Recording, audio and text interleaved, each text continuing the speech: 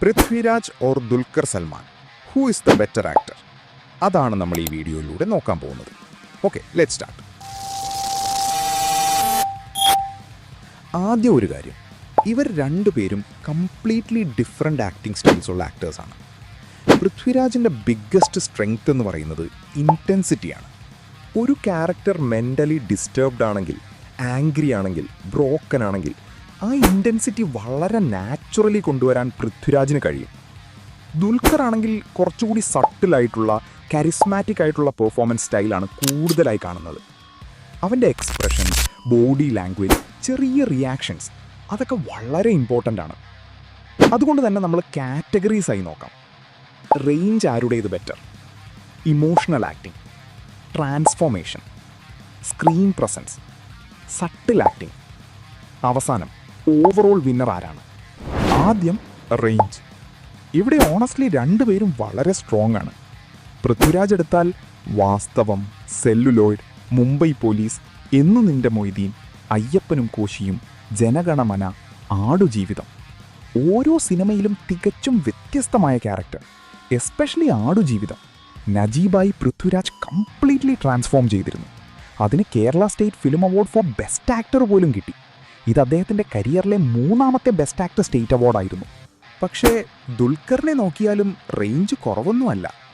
ഉസ്താദ് ഹോട്ടൽ മുതൽ Charlie, Kali, Kammatipaadam, Mahanati, Sitaramam, Kurup, Lucky Bhaskar, ഇപ്പോൾ കാന്ത വരെ.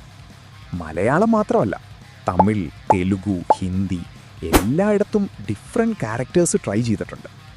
സീതാരാമനിലെ രാം, ലക്കി ഭാസ്കറിലെ ഭാസ്കർ, പിന്നെ കാന്തായിലെ TK മഹാദേവൻ.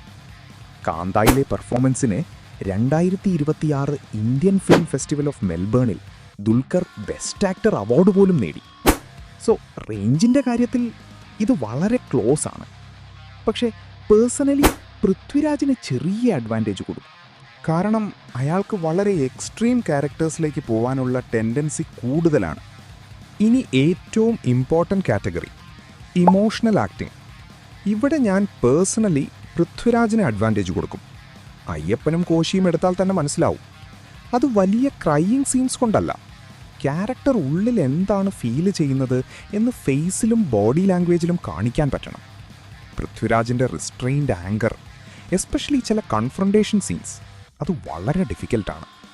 പിന്നെ ആടുജീവിതം, നജീബിൻ്റെ ലോൺലിനെസ്, ഫിയർ, ഡെസ്പറേഷൻ, അവിടെ ഡയലോഗിനേക്കാൾ ഫേസാണ് സംസാരിക്കുന്നത്. അതേസമയം ദുൽഖറിനും ഇമോഷണൽ പെർഫോമൻസസ് ഉണ്ട്. ചാർലിയിലെ ചില മോമെൻറ്റ്സ്, അലിയിലെ സിദ്ധാർത്ഥ്, കാന്തയിൽ TK മഹാദേവൻ്റെ ഈഗോ, ഇൻസെക്യൂരിറ്റി, വൾണറബിലിറ്റി, ഇവിടെയും ദുൽഖർ വളരെ ഗുഡാണ്. കാന്തയെക്കുറിച്ച് റിവ്യൂസ് പോലും അദ്ദേഹത്തിൻ്റെ പെർഫോമൻസിനെ കരിയർ ബെസ്റ്റ് ലെവലെന്ന് വിശേഷിപ്പിച്ചിരുന്നു. ബട്ട് റോ ഇമോഷണൽ ഇൻറ്റൻസിറ്റിയിൽ ഞാൻ പൃഥ്വിരാജിനെ മുന്നിൽ വയ്ക്കും. പക്ഷേ ഇനി ദുൽഖറിൻ്റെ ടെറിട്ടറി, സട്ടിൽ ആക്ടിംഗ്. ചിലപ്പോൾ ഒരു ആക്ടർ വലിയ ഡയലോഗ് പറയേണ്ടതില്ല, ഒരു ചെറിയ എക്സ്പ്രഷൻ മാത്രം മതി. അവിടെയാണ് ദുൽഖർ വളരെ ഡേഞ്ചറസ്. കമ്മട്ടിപ്പാടത്തിലെ കൃഷ്ണൻ, ചാർലിയിലെ ചാർലി, സീതാരാമത്തിലെ രാം, ഇവരുടെ പേഴ്സണാലിറ്റി കംപ്ലീറ്റ്ലി ഡിഫറൻ്റ് ആണ്. ദുൽഖറിൻ്റെ ബിഗ്ഗസ്റ്റ് സ്ട്രെങ്ത് എന്താണെന്ന് എനിക്ക് തോന്നുന്നത്, DQ ഓവർ ആക്ട് ചെയ്യാറില്ല. ക്യാരക്ടറിൻ്റെ ഇമോഷൻസ് വലിയ രീതിയിൽ പുഷ് ചെയ്യാതെ കൺട്രോൾഡായി അവതരിപ്പിക്കാൻ DQന് കഴിവുണ്ട്. അതുകൊണ്ട് തന്നെ romantic scenes, friendship scenes, charming characters, ഇവിടെയൊക്കെ Dulquer absolutely kills it. And that's probably one reason why ചാർലിയിലെ പെർഫോമൻസിന് 2016 Kerala state film award for best actor ദുൽഖറിന് കിട്ടിയത്. So subtle acting, Dulquer takes this one. ഇനി ട്രാൻസ്ഫോർമേഷൻ, ഇവിടെ വീണ്ടും പൃഥ്വിരാജ്. ആടുജീവിതം മാത്രം എടുത്താൽ മതി. നജീബിനായി പൃഥ്വിരാജ് ചെയ്ത ഫിസിക്കൽ ട്രാൻസ്ഫോർമേഷൻ തന്നെ ഇൻസെയിൻ ആയിരുന്നു. പക്ഷേ ട്രാൻസ്ഫോർമേഷൻ എന്ന് പറയുന്നത് വെയ്റ്റ് ലോസ് മാത്രമല്ല, വോയിസ്, ബോഡി ലാംഗ്വേജ്, കണ്ണിലെ എക്സ്പ്രഷൻ, സംസാരിക്കുന്ന രീതിയൊക്കെ മാറണം. ആടുജീവിതത്തിലെ നജീബിനെ നോക്കുമ്പോൾ നമ്മൾ പൃഥ്വിരാജിനെ കാണുന്നില്ല, നജീബിനെയാണ് കാണുന്നത്. അതാണ് ട്രാൻസ്ഫോർമേഷൻ. ദുൽഖറും കഥാപാത്രങ്ങൾക്കനുസരിച്ച് മാറുന്നുണ്ട്. പക്ഷേ എക്സ്ട്രീം ട്രാൻസ്ഫോർമേഷൻ കാറ്റഗറിയിൽ പൃഥ്വിരാജ് വിൻസ് കംഫർട്ടബിളി. ഇനി ഒരു കാറ്റഗറി ഉണ്ട്, സ്ക്രീൻ പ്രസൻസ്. ആൻഡ് ബ്രോ, ഇവർ രണ്ടുപേരും ഇവിടെ വേറെ ലെവലാണ്. ദുൽഖർ സ്ക്രീനിൽ വന്നാൽ ഓട്ടോമാറ്റിക്കലി ഒരു സ്റ്റാർ ഓറയുണ്ട്. Charlie, CIA, king of Kotha. ഞാൻ ഓറയുടെ കാര്യമാണ് പറഞ്ഞത് കേട്ടോ. അവൻ സിംപ്ലി അവിടെ നിൽക്കുവാണേലും ഒടുക്കത്തെ ഓറയാവും. പൃഥ്വിരാജിനും അതേപോലെ തന്നെ. പുതിയ മുഖം, അയ്യപ്പനും കോശിയും, കടുവ. പ്രത്യേകിച്ച് മാസ് സീൻസിൽ പൃഥ്വിരാജിൻ്റെ പ്രസൻസ് വേറെ ലെവലാണ്. ഇനി എനിക്ക് പേഴ്സണലി വളരെ ഇമ്പോർട്ടൻ്റ് ആയൊരു കാര്യം, ക്യാരക്ടർ സെലക്ഷൻ. ഒരു ആക്ടർ എത്ര നല്ലതാണ് എന്നറിയാൻ അയാൾ എത്ര സേഫ് റോൾസ് തിരഞ്ഞെടുക്കുന്നു എന്നതും നോക്കണം. പൃഥ്വിരാജ് കരിയറിൽ വളരെ റിസ്കി റോൾസ് എടുത്തിട്ടുണ്ട്. മുംബൈ പോലീസ് പോലൊരു ഫിലിം, നിങ്ങളൊന്ന് ആലോചിച്ച് നോക്ക്. ആ കാലഘട്ടത്തിലാണ് ഗേ ആയിട്ടൊക്കെ അഭിനയിച്ചത് നമ്മുടെ രാജുവേട്ടൻ. പിന്നെ ആടുജീവിതമുണ്ട്, അങ്ങനെ കുറേ. ദുൽഖറും ഒബ്വിയസ്ലി റിസ്ക് എടുത്തിട്ടുണ്ട്. കുറുപ്പ്, ചുപ്പ്, ലക്കി ഭാസ്കർ പോലത്തെ സിനിമകളൊക്കെ അതിൻ്റെ എക്സാമ്പിൾസാണ്. സോറി, തീവ്രമൊക്കെ ഉണ്ട് കേട്ടോ, മറന്നുപോയി. So here I call it A draw. ഇനിയൊരു ഇൻട്രസ്റ്റിംഗ് ക്വസ്റ്റ്യൻ, ഇവരിൽ ഒരാളുടെ ബെസ്റ്റ് പെർഫോമൻസ് മറ്റൊരാളുടെ ബെസ്റ്റ് പെർഫോമൻസിനേക്കാൾ ബെറ്ററാണോ? പൃഥ്വിരാജിൻ്റെ സൈഡിൽ ഞാൻ വെക്കുന്നത് ആടുജീവിതം. ദുൽഖറിൻ്റെ സൈഡിൽ കാന്ത അല്ലെങ്കിൽ കമ്മറ്റിപ്പാടം.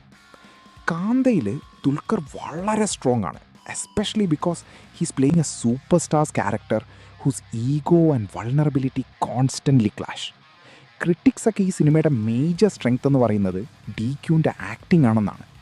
സോ ഇത്രയും കാറ്റഗറീസ് കഴിഞ്ഞപ്പോൾ സ്കോർ നോക്കിയാൽ range Prithviraj, emotional acting Prithviraj, subtle acting Dulquer, transformation Prithviraj, screen presence draw, character selection draw, and finally who is the better actor?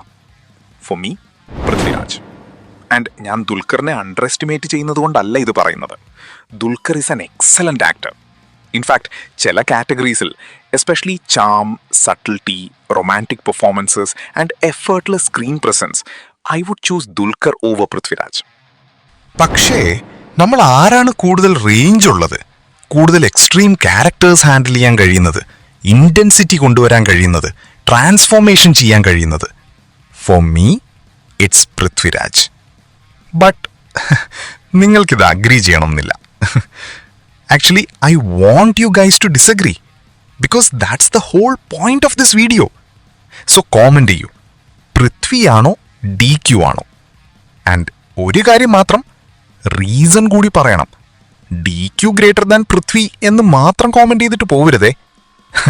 Let's see ആരുടെ ഫാൻ ബേസ് ആണ് കോമെന്റ് സെക്ഷൻ തൂക്കുന്നത്.